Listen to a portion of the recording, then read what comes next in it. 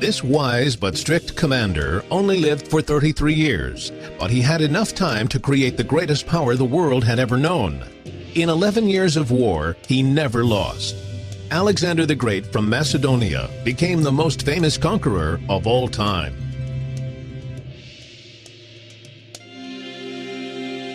Alexander was the son of the Macedonian King Philip II. Even as a child, he loved the poems that the Greek poet Homer wrote about heroes.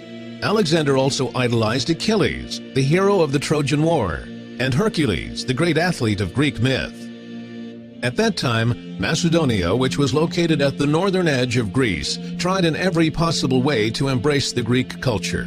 The outstanding Greek philosopher Aristotle educated Alexander from the time he was 13. He taught the young man not only ethics and logic, but also endurance, character, and self-control.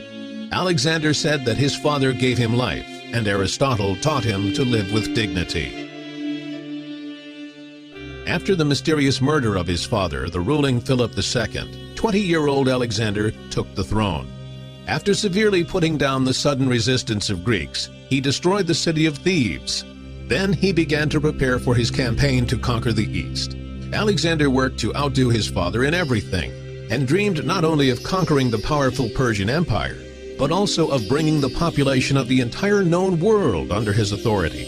He said, "In the universe, there is an innumerable set of worlds, but I haven't conquered even one." In the spring of 334 BC, Alexander led an army of 40,000 across the Hellespont, now the Dardanelles Strait, and began to war against Persia.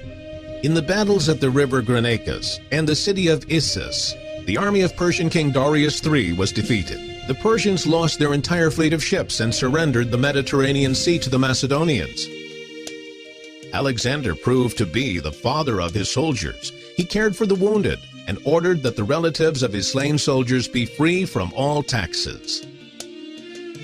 The historian Plutarch wrote about how when Alexander began to attack the Phoenician city of Tyre, many of the people in the city dreamt that the statue of Apollo wanted to go over to the enemy's side.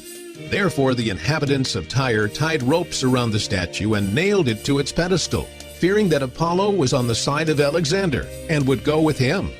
Even though the statue remained faithful to the people of Tyre, Alexander took the city after a 7-month siege.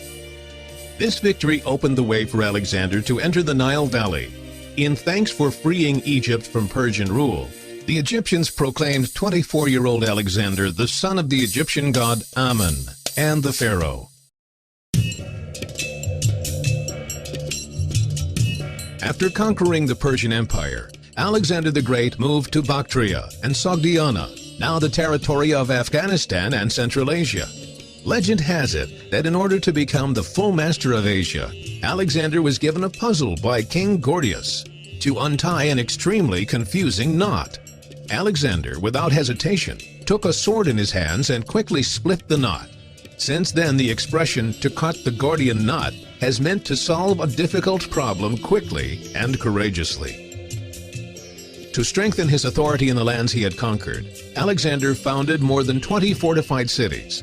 The history of the cities Herat and Kandahar in Afghanistan and Alexandria in Egypt began during the time of Alexander. In 11 years, Alexander with his army created a huge empire, stretching from India to Istra, today's Danube, from the Balkans to Lower Egypt. Alexander only turned back because his army was extremely tired. It took his army as long as 2 years to return from India to Babylon, the capital of his new and huge state. Alexander the Great reorganized what had been the Persian Empire. He called up the Persians to military service, involved the Persian nobles in ruling the state, and married Persian King Darius's daughter Statira. Once Alexander made a great holiday, the so-called Wedding of the East and West. Under his order, several thousand Macedonian soldiers married Persian women in the same ceremony. Then Alexander the Great demanded that, in his honor, temples should be built in Greece, statues should be created, and the same honors should be granted to him as had been granted to his glorified ancestor Hercules. The great Greek orator Demosthenes criticized this. This youth thirsts for altars, so let them be erected. What trivia! However, when Alexander wanted to have the Persian royal court ceremony in Greece, the Greeks refused to bow before him. Alexander ruthlessly punished those who were dissatisfied.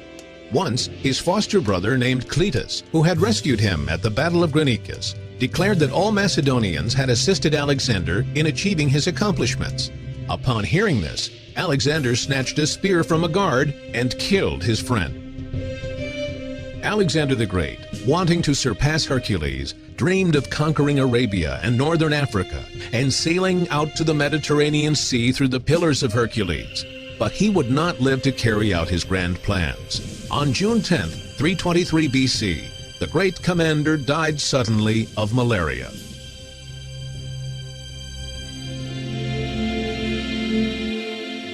The huge power which he created appeared to be unstable, and so his military leaders divided it. They distributed the Greek culture across Mesopotamia, Iran, Syria, Judea, and Egypt.